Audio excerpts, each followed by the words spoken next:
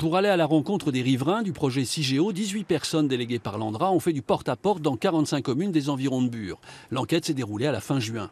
33% des personnes interrogées se déclarent favorables au projet d'enfouissement des déchets nucléaires à 500 mètres sous terre. 18% s'y déclarent opposés, tandis que la majorité sort le joker. Chargée de développer CIGEO, l'Agence nationale de gestion des déchets radioactifs voit dans ces résultats des raisons de se montrer optimiste. À défaut de nous étonner, ça nous rassure, ça nous conforte.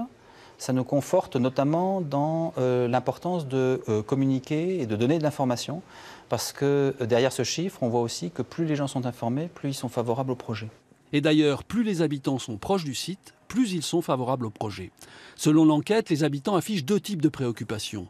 Une sur le projet lui-même et ses risques pour l'environnement, l'autre une exaspération face à la montée des violences lors des manifestations antinucléaires. Chargée de suivre le projet, la commission locale d'information où siègent de nombreux élus locaux nuance le propos. L'arrogance de l'ANDRA suscite aussi le ressentiment des habitants et les opposants du nucléaire ne sont pas systématiquement rejetés. Tant que l'opposition défend les intérêts, notamment dans le Bois-le-Jus par exemple, je pense qu'il y a une certaine connivence entre les habitants et les personnes qui occupent le bois.